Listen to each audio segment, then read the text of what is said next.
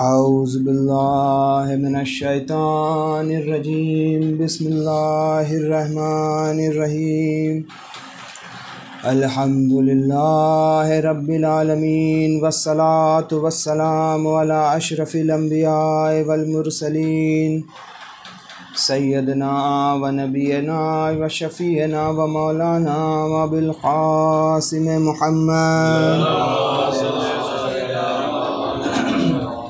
वाला आलिहि तय्यबीन ताहिरीन अलमासूमीन वलानतुल्लाहि अला आदाइहिम अजमईन अम्मा बाद फ़क़द क़ाल अल्लाहु तबारक व तआला फ़ी किताबिहिल करीम बिस्मिल्लाहिर रहमानिर रहीम क़ुल इन कुन्तुम तुहिब्बूनल्लाह फ़त्तबिऊनी युहब्बिबकुमुल्लाहु व यग़फ़िर लकुम ज़ुनूबकुम वल्लाहु गफ़ूरुर रहीम। एक दुरूद भेजे मोहम्मद।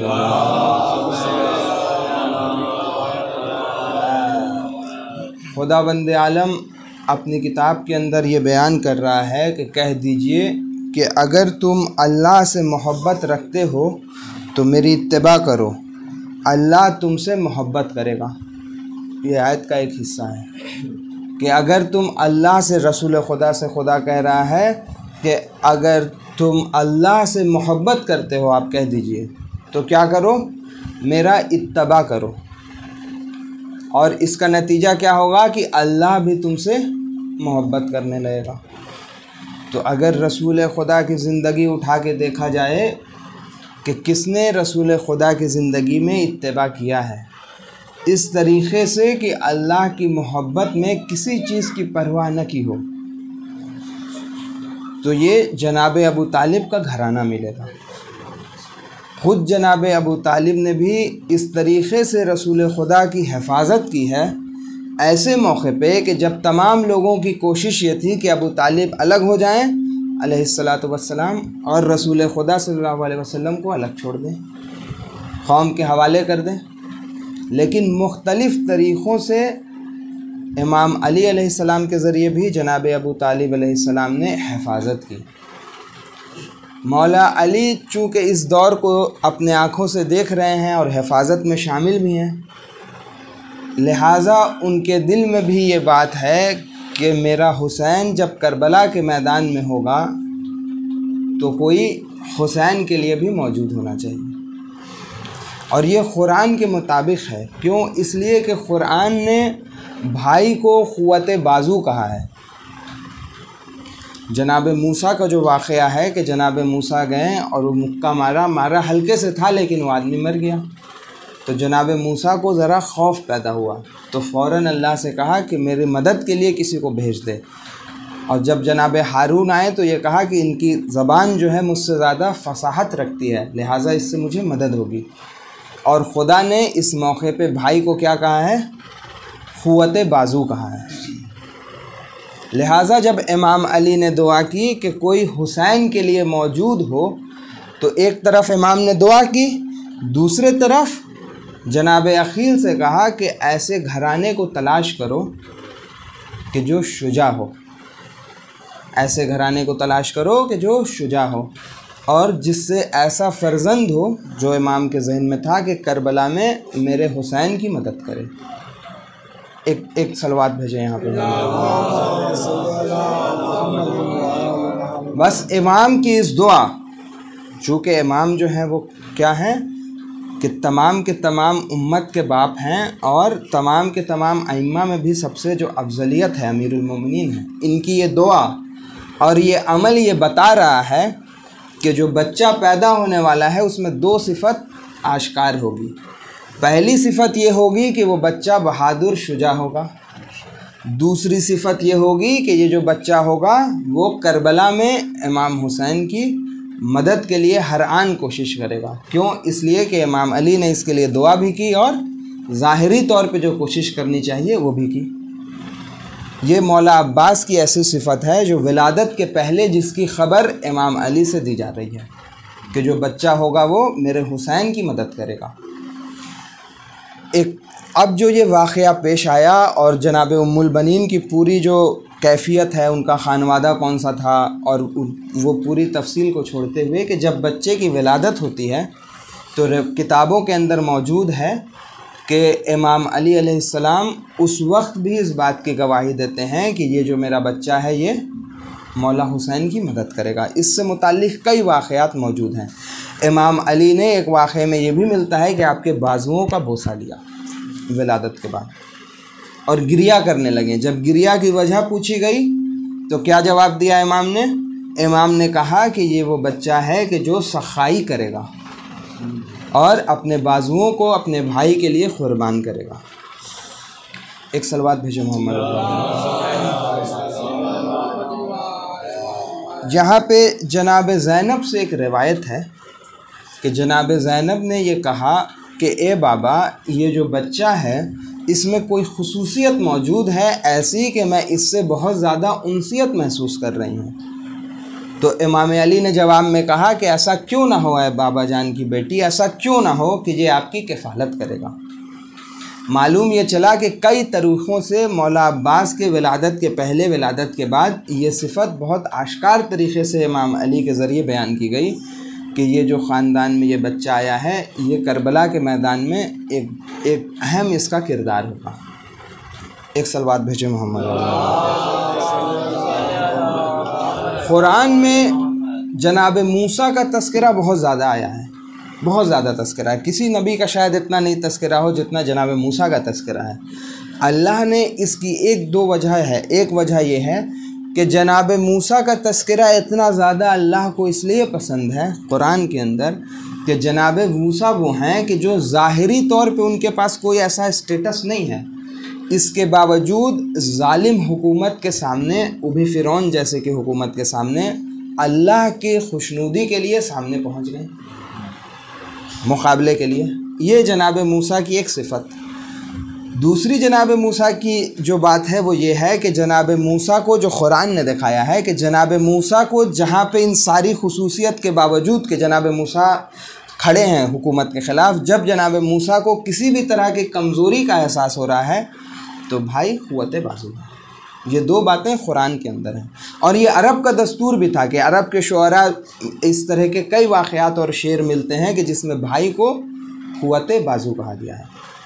मौला अब्बास की अगर ज़िंदगी के फ़ज़ाइल को देखा जाए तो हमने अपने उस्ताद से ये सुना कि उन्होंने कहा कि 38 से 40 उन्वान के ऊपर उलमा ने बयानात किताबें लिखी हैं, जिसमें हर उन्वान अपने आप में बहुत ज़्यादा मुफस्सल है। कई उन्वान हैं। मिसाल के तौर पे मौला अब्बास की उबूदियत, मौला अब्बास की का ईसार, मौला अब्बास की शुजाअत, मौला अब्बास के किरदार में वफ़ा, मौला अब्बास का इल्म, कई गुफ्तगू है। हमने कुछ उन्वान को इंतखाब किया है इस मजलिस के लिए कि जिसमें मौला अब्बास के फ़ज़ाइल को बयान किया जाए। एक सलवात भेजे मोहम्मद।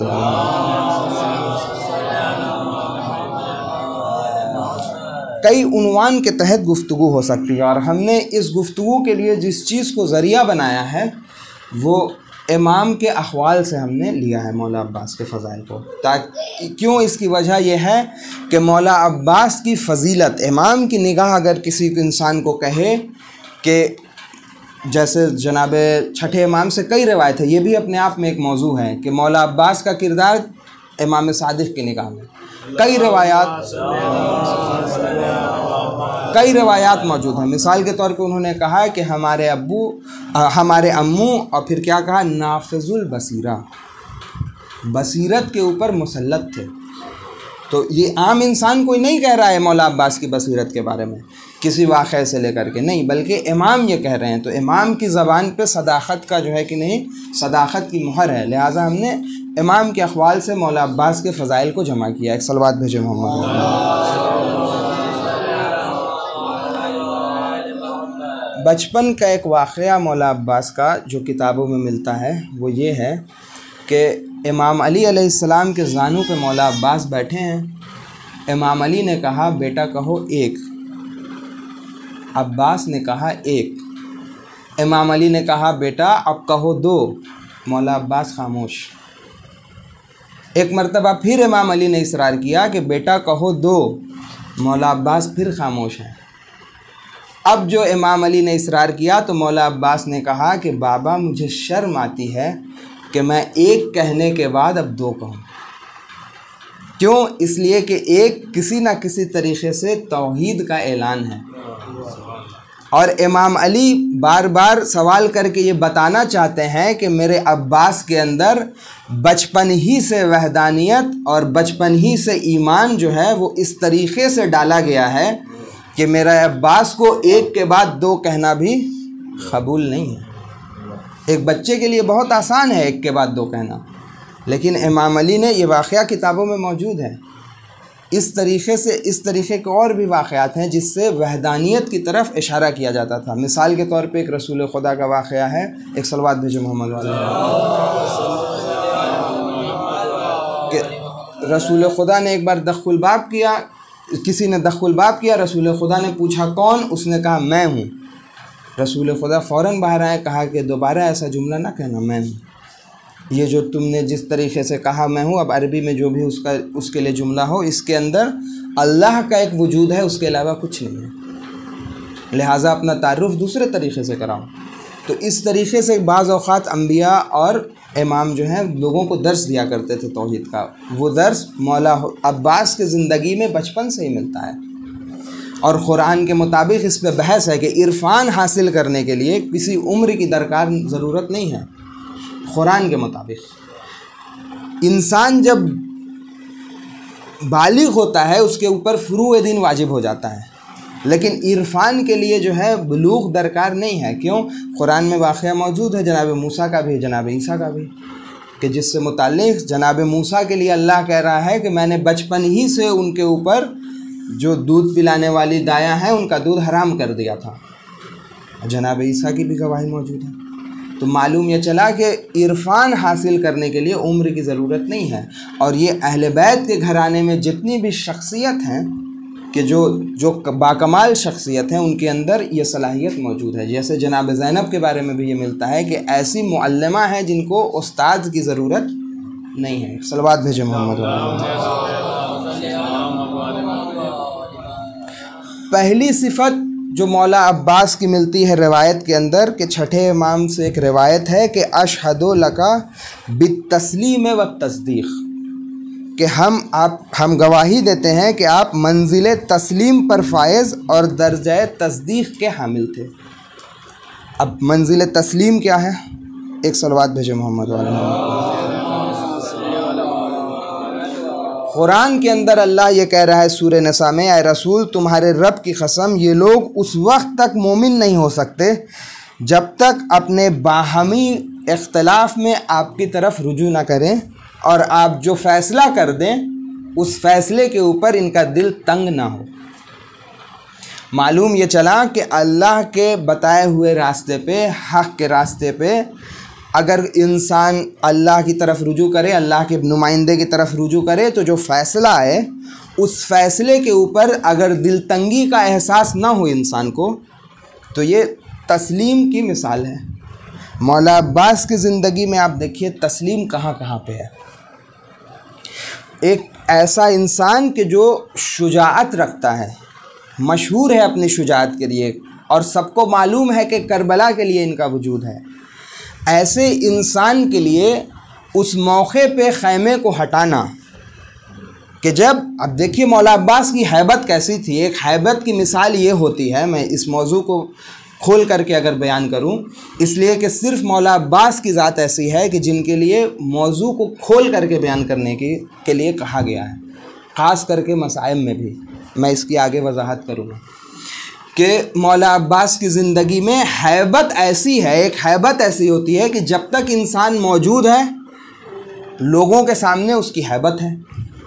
लेकिन मौला अब्बास का मामला ऐसा नहीं है। मौला अब्बास की ज़िंदगी ऐसी है कि मौला अब्बास ने एक निशान खींचा करबला के मैदान में और ये कहा कि मैं अपनी बहन ज़ैनब के पास जा रहा हूँ, अपनी बहन के पास जा रहा हूँ मशवरे के लिए।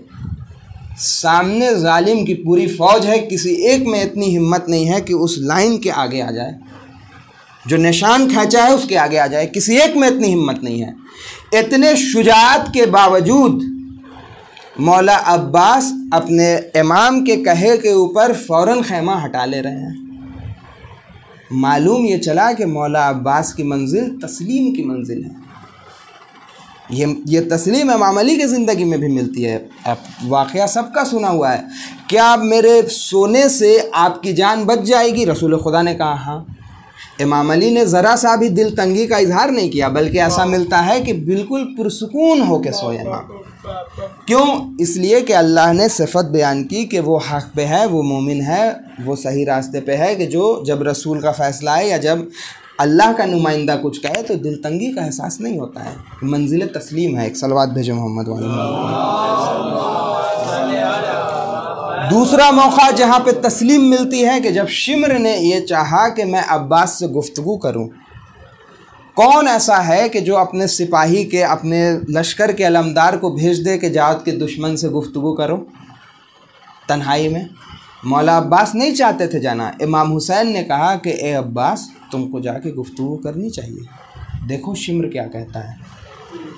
मौला अब्बास, जवाब जो देना था मौला ने दिया, लेकिन मौला अब्बास ने सिर्फ अपने भाई के कहे पे, इमाम हुसैन के कहे पे शिम्र से भी जाके गुफ्तगू की। तीसरी मंजिल जहाँ पे तस्लीम मिलती है मौला अब्बास की ज़िंदगी में, वो मौका है कि जब इमाम हुसैन ने कहा कि ए अब्बास, मुझे इबादत और नमाज बहुत पसंद है, मुझे दुआ बहुत पसंद है। ए अब्बास, इनसे जाके एक शब की मोहलत ले लो। किसी ऐसे अलमदार के लिए जो अपनी शुजाअत के लिए मशहूर है, जो अपनी जवामर्दी के लिए मशहूर है, ये अमल अंजाम देना कि एक शब की मोहलत के लेने के लिए जाएं। मालूम ये चलता है कि तस्लीम की आला तरीन मंजिल पे फायज थे। लिहाजा छठे इमाम ने इस बात को अपनी ज़बान सदाक़त के साथ कहा कि हमारे अम्मू अब्बास, कि आप तस्लीम की आला तरीन मंजिल पे फायज थे। एक सलवात भेजे मोहम्मद।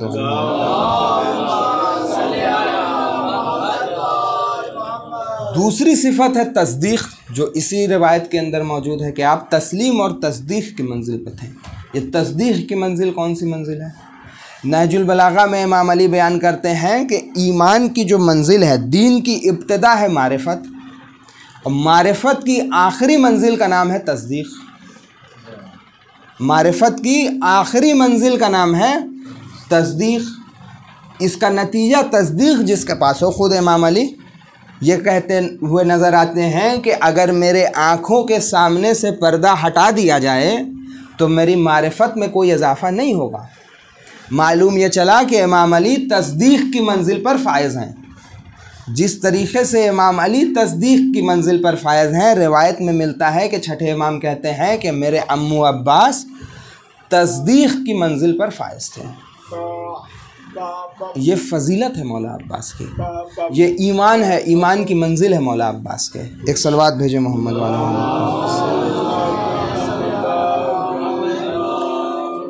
तीसरी जो सिफत मौला अब्बास की मिलती है, ये भी छठे इमाम से रिवायत है कि आपने कहा कि मेरे अम्मू अब्बास वफ़ा की मंजिल पर थे। और ये चौथे इमाम से भी ये रिवायत मिलती है कि आपने कहा कि मेरे चचा कि जो अपने भाई के साथ जिन्होंने वफ़ादारी का इज़हार किया और किसी भी तरीक़े से अपने भाई के नुसरत में, अपने इमाम की नुसरत में किसी भी तरीक़े से थकन का मुज़ाहरा नहीं किया, ये मौला अब्बास की वफ़ा है। वफ़ा के लिए उलमा बयान करते हैं, और हिंदुस्तान के जो उलमा गुज़रे हैं, मिसाल के तौर पे हिंदुस्तान के कई ऐसे उलमा हैं, जैसे ज़ीशान हैदर जवादी साहब। ये जो मैंने उन्वान को इकट्ठा किया, ज़ीशान हैदर जवादी साहब की किताब के अंदर मौजूद है, मौला अब्बास के फ़ज़ाइल। तो हिंदुस्तान के जो उलमा गुज़रे हैं उनकी भी किताबों का मुतालिया करना चाहिए। एक से एक उलमा गुज़रे हैं इस हिंदुस्तान की तारीख़ में। एक दुरूद भेजे मोहम्मद वाले।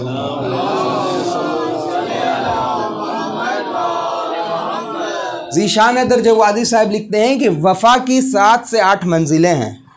पहली मंजिल के बारे में बयान किया कि अल-वफ़ा बेकलिमति शहादा, जो कलमा इंसान पढ़ता है उसके साथ वफ़ा। इस वफ़ा का नतीजा ये था कि जनाब इब्राहीम नमरूद के आग में पुरसुकून थे। क्यों? इसलिए कि जब एक बार पढ़ लिया अशहदु अन ला इलाहा इल्लल्लाह, तो अब इसका तकाज़ा ये है कि इस कलमे के साथ वफ़ा की जाए और इस रास्ते में जो भी मुश्किल आए उसको उठाया जाए। तो जनाब इब्राहीम के ये वफ़ा की मंजिल है। उसी तरीके से कुरान में जनाब इस्माइल की भी वफ़ा की बात है कि जब जनाब इस्माइल की मंजिल आई वफ़ा की तो जनाब इस्माइल ने क्या कहा, अब्बा जान आपने जो ख्वाब देखा है आप कर गुज़रिए, आप मुझे साबरीन में से पाएंगे। ये सारे वफ़ा की मंजिल। उसी तरीके से जनाब अबू तालिब की भी वफ़ा की मंजिल है कि सबका भूखा रहना कबूल है, लेकिन रसूल खुदा मेरा भतीजा भूखा रह जाए अबू तालिब अलैहिस्सलाम को कबूल नहीं है। ये वफ़ा की जो आखिरी मंजिल का नाम है, जिसके बारे में ज़ीशान हैदर जवादी कहते हैं 7वीं 8वीं जो मंजिल है वफ़ा की, उसके बारे में ये बयान करते हैं कि वो वफ़ा की ऐसी मंजिल होती है कि जिस मंजिल पे बंदा खुदा की मसलहत में, खुदा की मर्ज़ी में ख़ुद को महव कर देता है, ख़ुद को गर्क कर देता है। बंदा अपने माबूद के मर्ज़ी में ख़ुद को गर्क कर दे, तो वो वफ़ा की आखिरी मंजिल होती है। इस मंजिल के ऊपर क्या होता है कि जो नुमाइंदा इलाही ज़मीन के ऊपर है उसके जब हिमायत में इंसान उठे तो किसी चीज़ की परवाह नहीं करता है। आप देखिए रसूल खुदा का वफ़ादार कौन था। जंग खैबर का जब मौका आया तो एक से एक लोग अलम लेके गए, लेकिन वापस आ गए। क्यों? इसलिए कि ये जो वफ़ादारी है ये इंसान के क़ल्ब के अंदर अगर हो तो फिर इंसान परवाह नहीं करता है सामने दुश्मन कौन है, लेकिन अगर क़ल्ब के अंदर नहीं हो, एक मौके पे आने के बाद इंसान रुक जाता है। लेकिन जब इमाम अली गए तो फिर फ़तह नसीब हुई। क्यों? इसलिए कि इमाम अली वो हैं कि जो क़ल्ब से रसूल खुदा के वफ़ादार हैं। एक दुरूद भेजे मोहम्मद वाले।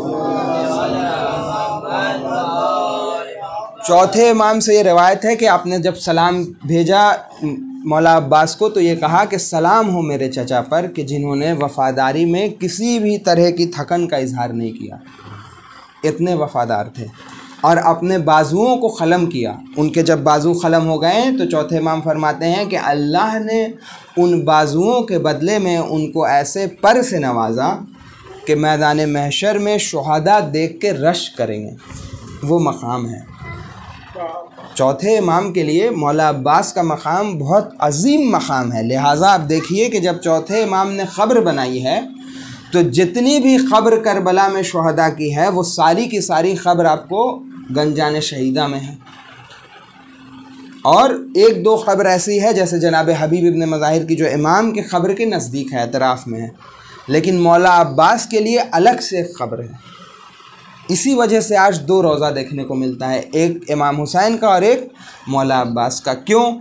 और ये आदाब ज़ियारत में भी है। आप लोगों में से ज़ियारत किए हुए भी लोग मौजूद हैं, आदाब ज़ियारत में से भी है। हमें पहले ये मालूम था कि जब ज़ियारत करने के लिए इंसान जाए तो पहले मौला अब्बास की ज़ियारत करे फिर इमाम हुसैन की, जबकि उलट है आदाब ज़ियारत में कि जब कोई ज़ियारत करने के लिए जाए तो पहले इमाम हुसैन के रोज़े की ज़ियारत करे और जब इमाम के रोज़े की ज़ियारत करे उसके बाद आके देखे कि इमाम की नुसरत कैसे करनी है, तब मौला अब्बास की ज़ियारत है। उल्टा निज़ाम है कि यहाँ मौला हुसैन से इजाज़त ले के जाए ज़ियारत के लिए कि मौला अब आपके अलमदार की ज़ियारत के लिए जा रहा हूँ। ये मकाम है मौला अब्बास का। एक सलवात भेजे मोहम्मद।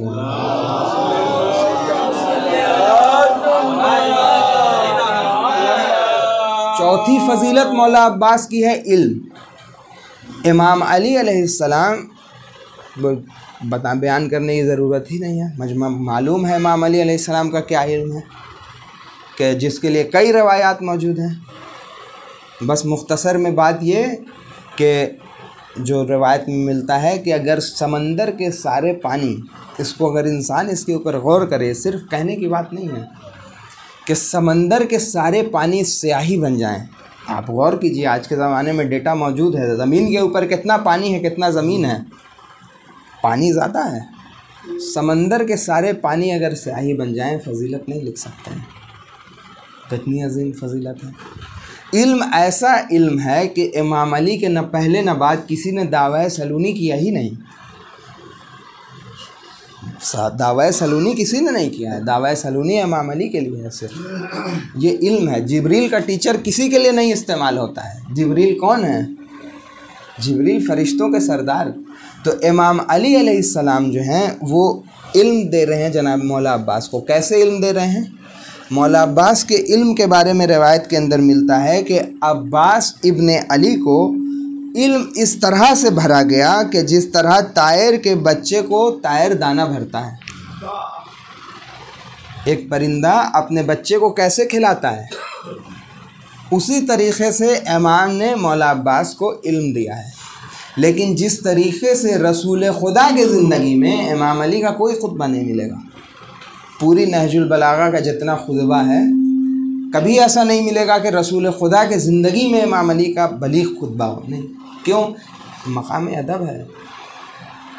उसी तरीक़े से मौला अब्बास के तफसील के साथ कोई इस तरीक़े का खुतबा ख़ास नहीं मिलता है। एक दो ऐसी बातें हैं जो, जैसे मिसाल के तौर पे, जो काबे के छत पे चढ़ करके इमाम ने खुतबा दिया, वो एक खुतबा मिलता है, और कम खुतबात मिलते हैं मौला अब्बास के। लेकिन रिवायत ये कहती है, किताबों के अंदर अगर इंसान मुतालिया करे, कि मौला अब्बास को जिस तरीक़े से इमाम अली ने अपने असहाब सिर को इल्म दिया था। इमाम अली के कुछ असहाब थे असहाब सिर, कि जिनको इमाम ने मखसूस इल्म दिया था।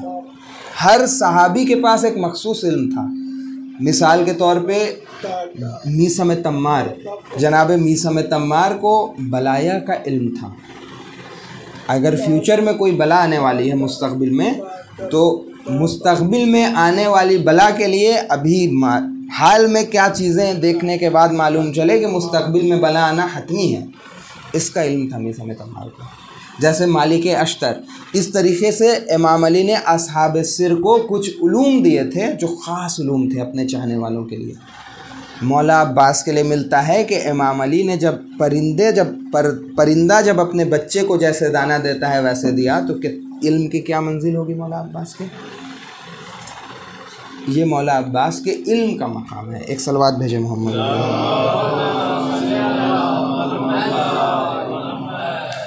बसीरत से मुताल्लिक़ ये मिलता है कि बसीरत इस चीज़ का नाम है कि इंसान के पास जो ज़ाहिर सारी चीज़ें मौजूद हैं, उन ज़ाहिर तमाम के तमाम इल्म को से इंसान कोई ऐसी बात निकाल के लेके आए कि जो आम इंसान नहीं कर सकता है। इसको कहते हैं साहिब बसीरत। जब बसारत काम करना बंद कर दे, तो जो इंसान को लिए रास्ता हमवार करती है उसको बोलते हैं बसीरत।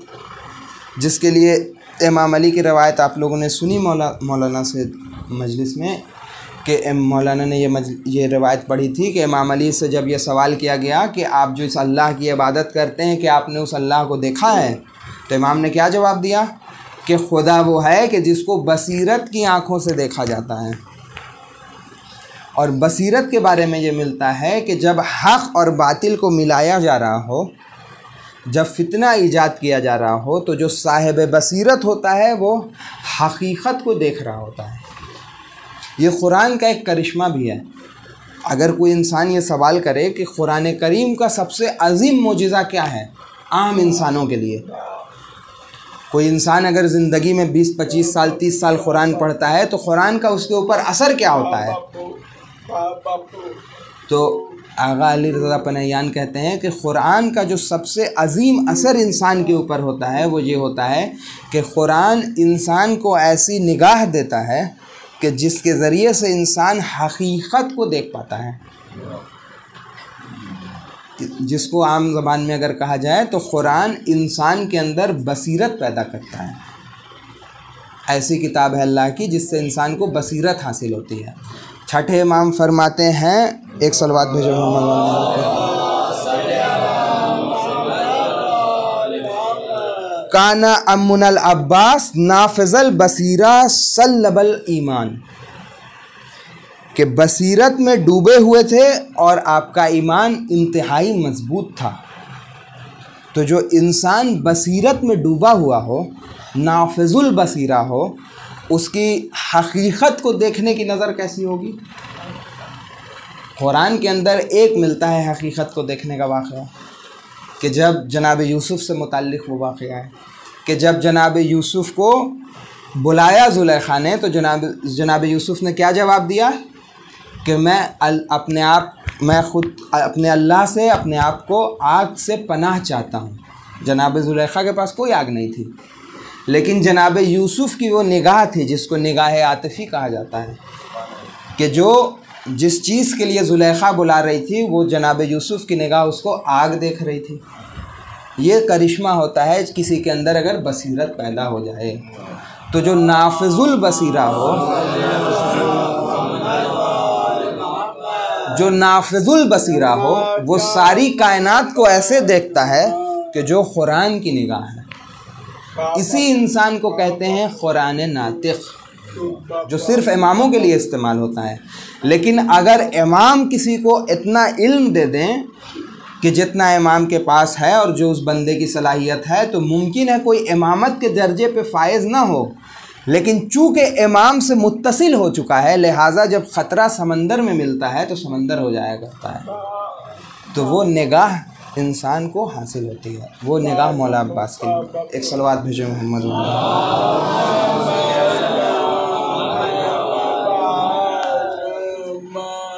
एक सिफत एक और फजीलत मौला अब्बास की है शुजाअत। इस पे भी बहुत मसला है कि शुजाअत आखिर कहते किसको हैं, किस चीज़ का नाम शुजाअत है। क्या बहादुरी का नाम शुजाअत है? नहीं, बहादुरी का नाम शुजाअत नहीं है। क्या जरी होना शुजाअत है? नहीं, जरी होना शुजाअत नहीं है। मौला अब्बास के लिए जरी का जो लफ्ज़ इस्तेमाल होता है, इसमें कोई ख़वाहत नहीं है, लेकिन जरी शुजा नहीं है। अगर शुजाअत की तारीफ़ बयान की जाए, जहाँ पे उलमा जैसे ज़ीशान जरजवादी साहब ने जहाँ शुजाअत की तारीफ़ बयान की, उसके बाद ये लिखा कि मौला अब्बास सिर्फ जरी नहीं है, बल्कि मौला अब्बास जरी नहीं है, शुजा हैं। लेकिन अगर आम इस्तिलाह में जरी का लफ्ज़ इस्तेमाल किया जाए, कोई ख़बात, कोई मसला नहीं है। लेकिन अगर हकीकत को देखा जाए तो मौला अब्बास शुजा हैं, जरी नहीं है। शुजाअत कहते किसको हैं? एक सलवात भेजो मोहम्मद। अल्लाह ने इंसान के अंदर कुछ क़ुव्वतें रखी हैं। मिसाल के तौर पे क़ुव्वत मुदरिका एक क़ुव्वत है जो अल्लाह ने इंसान के अंदर रखी है। अगर क़ुव्वत मुदरिका का इंसान वैसे इस्तेमाल करे कि जैसे अल्लाह ने चाहा है, तो इस इंसान को कहते हैं बाहिकमत। इसको हिकमत हासिल हो गई। क्यों? इसलिए कि जो इदराक है, जो फ़हम है, उसका सही इस्तेमाल किया इसने। जो इसकी आला तरीन मंजिल पे होता है तो इसको कहते हैं हिकमत, और जो इससे सबसे ज़्यादा कमतर और सबसे ज़्यादा निचली मंजिल पे हो उसको क्या कहते हैं? शैतानत। ये क़ुव्वत मुदरिका है। दूसरी क़ुव्वत जो इंसान ने अल्लाह के अंदर रखी है वो क़ुव्वत शहविया है। जो क़ुव्वत शहविया का आला तरीन तरीक़े से इस्तेमाल करे तो उस इंसान को कहते हैं कि इसके पास इफ़्फ़त है। और अगर इसका सही तरीके से इस्तेमाल ना किया जाए तो ऐसे इंसान को कहते हैं बेहया। उसी तरीके से अल्लाह ने इंसानों के अंदर क़ुव्वत ग़ज़बिया को रखा है, जो क़ुव्वत ग़ज़बिया के ज़रिए से अपनी तमाम क़ुव्वत को हक़ के रास्ते पे ऐसे इस्तेमाल करे कि क़ुव्वत ग़ज़बिया की आला तरीन मंजिल पे हो। इस इंसान को कहते हैं शुजा। और जो क़ुव्वत ग़ज़बिया का सही इस्तेमाल ना करे, मुमकिन है जरी हो, मुमकिन है उसको बहादुर कहा जाए, लेकिन जब क़ुव्वत ग़ज़बिया को आला तरीन मंजिल पे इस्तेमाल किया जाए और हक़ के दायरे में इस्तेमाल किया जाए, तो इस क़ुव्वत को कहते हैं, क्या कहते हैं? शुजाअत। मौला अब्बास के पास शुजाअत है। मालूम ये चला कि तमाम तर क़ुव्वत होने के बाद मौला अब्बास, जो मैंने बयान किया, कि तस्लीम की मंजिल पर फायज़ हैं। शुजाअत ऐसी शुजाअत नहीं है कि तस्लीम के मंजिल से ऊपर उठी हुई है, कि मौला हुसैन कुछ कह रहे हैं और मौला अब्बास कुछ कह रहे हैं, ऐसा नहीं है। एक सलवात भेजो मोहम्मद वाले।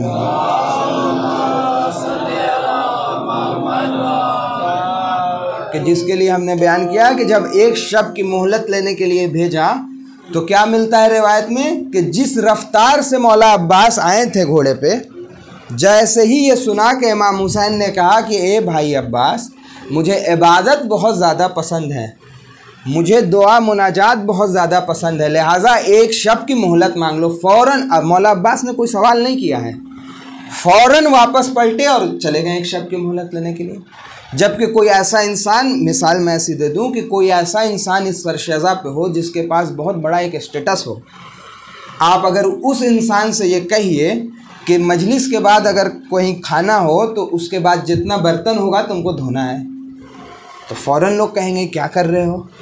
मौला हुसैन इसीलिए लेके आए थे मौला अब्बास को कि ज़माना ये देखे रहती दुनिया तक कि नुसरत इमामत की कैसे जाती है। नुसरत इमामत ऐसे नहीं की जाती है कि मेरी सबसे ज़्यादा सलाहियत है तलवार चलाने की, लिहाजा मैं तलवार चलाऊँगा। नुसरत इमामत ऐसे की जाती है कि अगर मौला तलवार हाथ से लेकर के एक नेज़ा दें तो दोबारा सवाल न करे कि मौला आपने नेज़ा क्यों दिया, बल्कि नेज़ा ऐसे लेके जाए कि लश्कर मिलता है ये कि 3 दफ़ा मौला अब्बास फ़रात में उतरे हैं। एक बार फ़रात में उतरे, फिर से हमला हुआ, वापस आए, फिर हमले पूरी फ़ौज को पीछे किया। 10,000 की फ़ौज है जो मिनिमम तादाद मिलती है, 10,000। फिर दोबारा जब उतरे चाहा कि पानी भर लें, फिर से फ़ौज का हमला हो गया, इसलिए कि पूरी फ़ौज की कोशिश ये थी कि किसी भी तरह पानी ना भरने पाए। फिर मौला अब्बास वापस पलटे, फिर से फ़ौज को इतना दूर भगाया कि अब जो दरिया में उतरे तो पूरी मश्क को भरा। ये शुजाअत है, और कैसी शुजाअत है कि जो तस्लीम के मरहले के अंदर है, तस्लीम के मंजिल पे है। एक सलवात भेजो मोहम्मद।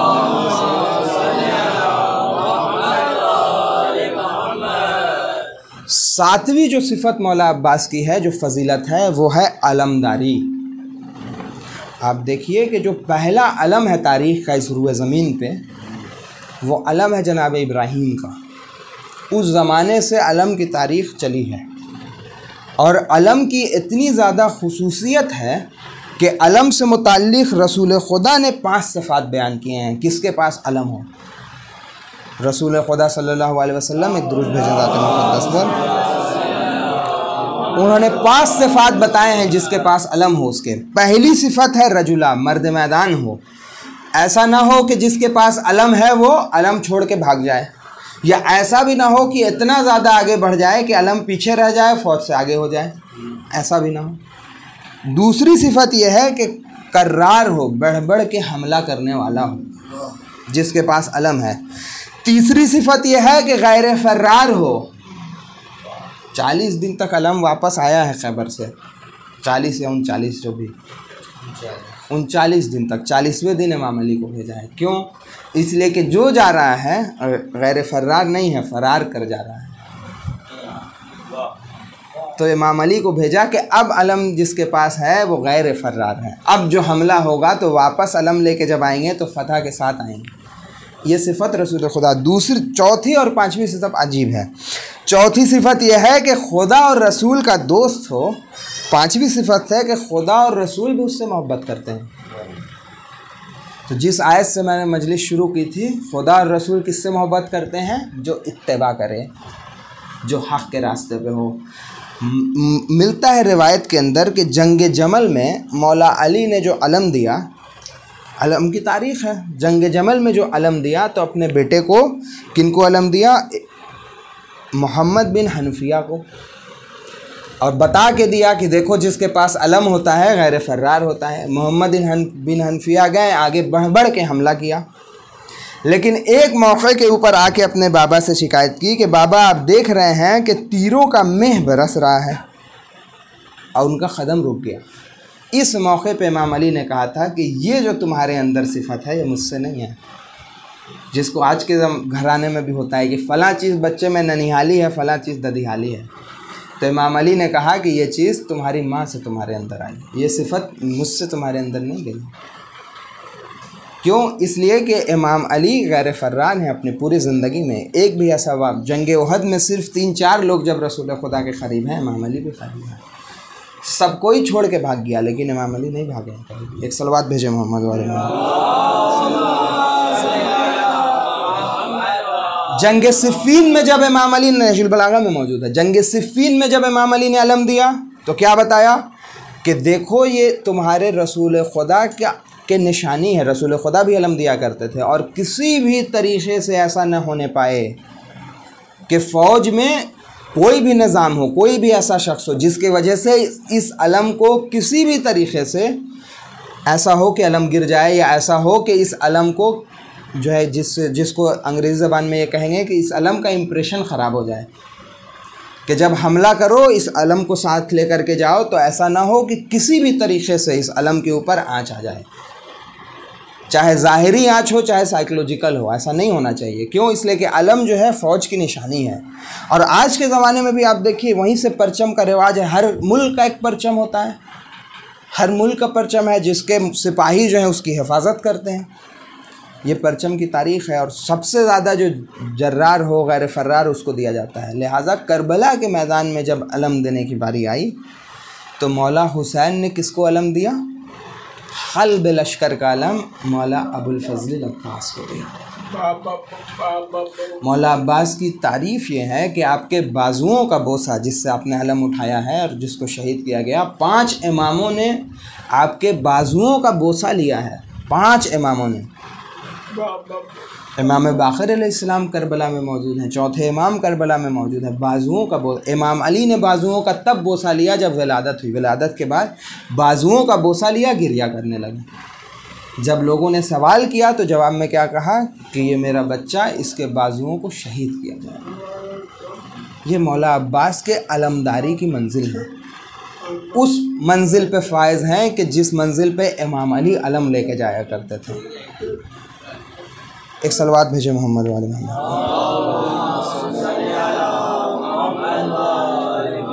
बस 1-2 रिवायत और मजलिस तमाम रब्त मसाइल। 8वीं फ़जीलत मौला अब्बास की ये है, जो 8वां उन्वान है वो है सक़ाई। और सक़ाई ऐसा मरहला है कि इमाम अली अलैहिस्सलाम की ज़िंदगी में सक़ाई की मिसाल मिलती है कि मौला अली कुआं खोदा करते थे। अल्लाह को इतना पसंद आई है मौला अली की दुनिया की सक़ाई कि आपको साक़ी कौसर बनाया है। सक़ाई मामूली बात नहीं है। सक़ाई की अहमियत है। एक शख्स आता है, आने के बाद रसूल खुदा सल्लल्लाहु अलैहि वसल्लम से ये सवाल करता है कि मुझे ऐसा रास्ता बता दीजिए जो सबसे तेज़ी से जन्नत के नज़दीक तरीन लेके जाए। ऐसा रास्ता सबसे नज़दीक तरीन हो जन्नत से।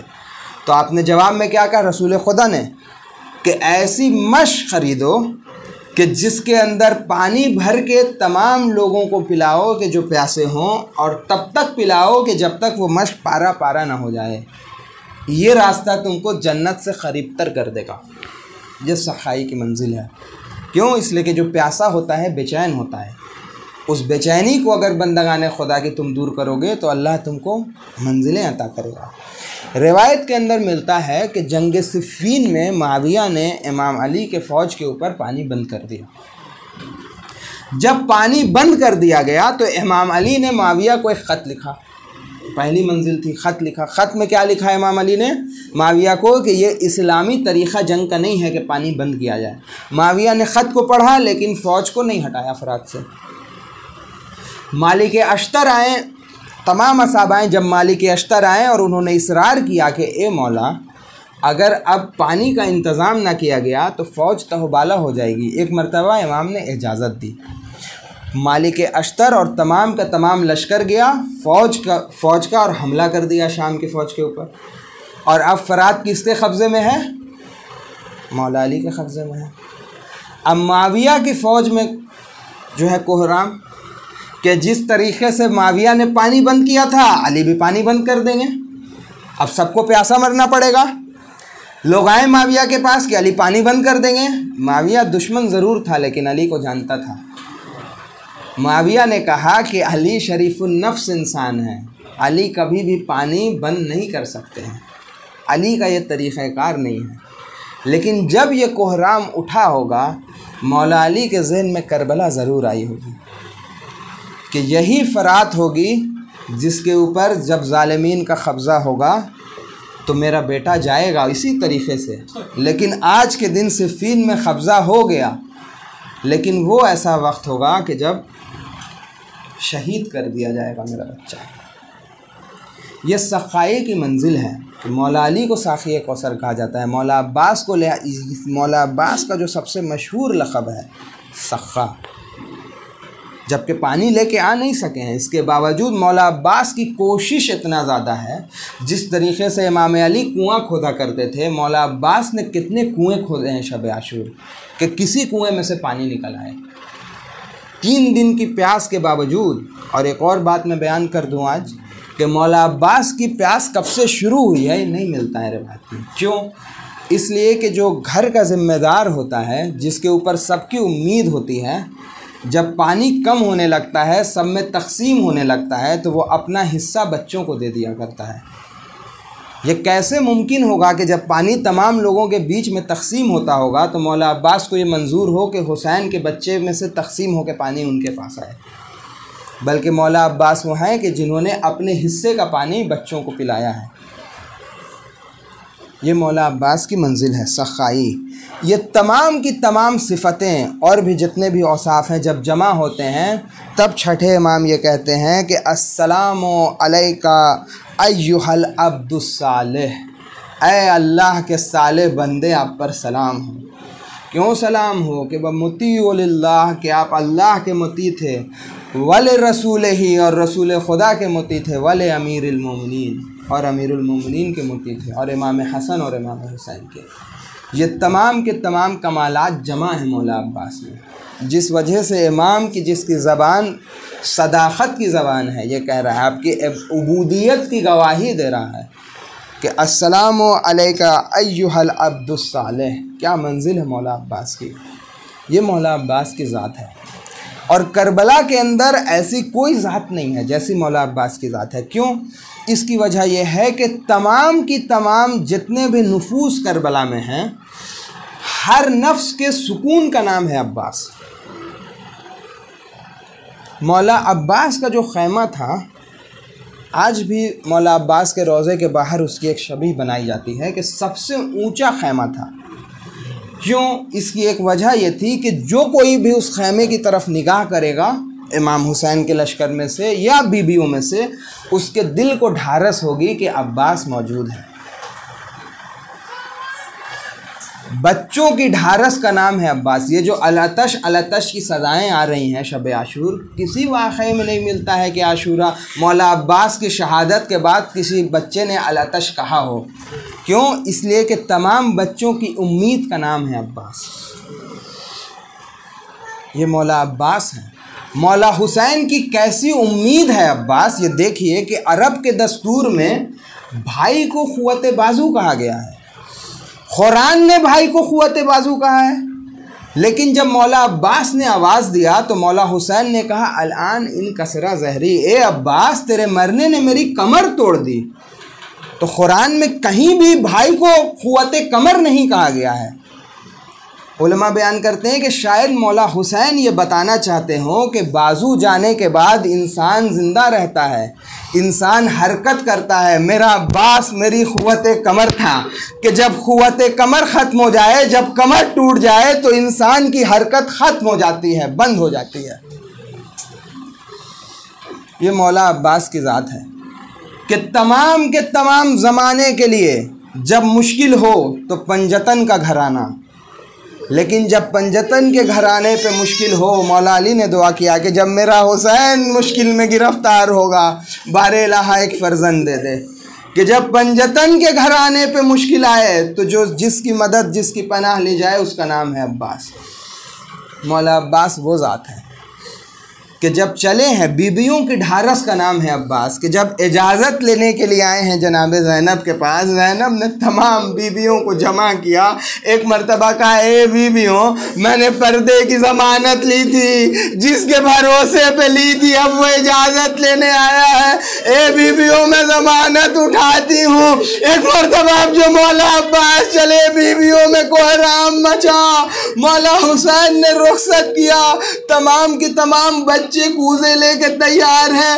एक मर्तबा सकीना ने देखा कि अलम आ रहा है, ए बच्चों कूज़ा लेके तैयार रहो, चाचा पानी लेके आ रहा है। एक मर्तबा अलम दाई जानिब झुका, बच्चों में इस तरह। एक मर्तबा अलम बाई जानिब झुका, अब जो आवाज़ लगाई, आखा मेरा सलाम कबूल कीजिए।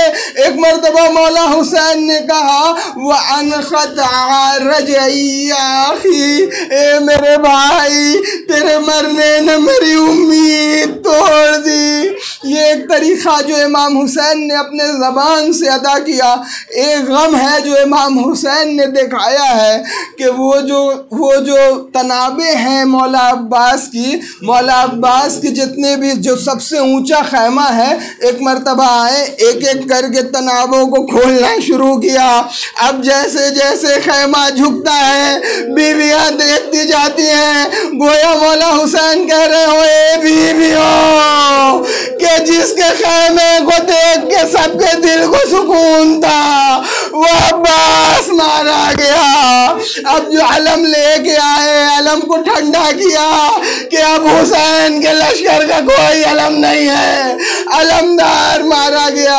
कैसे कैसे मौला अब्बास को याद किया गया है और किस किस मौके पे कि मौला अब्बास ही की ऐसी ज़ात है कि जिनका मसाइब मदीने से शुरू होकर मदीने तक जाता है कि जब मालूम चला उम्मुल बनीन को कि अब्बास मारा गया, एक मरतबा कहा मेरा अब्बास इतना बहादुर था कि उसको मारना ही मुमकिन नहीं है। कैसे मारा, मुमकिन ही नहीं है अब्बास को कोई मार दे। एक मरतबा जब कहा गया कि बीबी आपके बेटे के बाजुओं को शहीद कर दिया गया था और हुसैन शहीद हो गए, एक मरतबा उम्मुल बनीन ने सरो सीना पीटा कि हुसैन की शहादत ने मुझे इस बात का यकीन दिया कि अब्बास मारा गया, वरना जब तक अब्बास जिंदा होता किसी में हिम्मत न थी कि हुसैन पे हमला करे। बस आखिरी रिवायत और मजलिस तमाम कि अभी मखनफ की रिवायत है कि मौला हुसैन ने अब्बास को उन मौक़ों पे याद किया कि जबकि आपके अफ़ज़ा जवारे कट रहे थे, शिब्रे मलऊन जब जानू पे चढ़ा, आज़ा जवारे को काटने लगा, एक मरतबा आवाज़ लगाई कि अब्बास जब तक तुम सलामत थे किसी में हिम्मत न थी।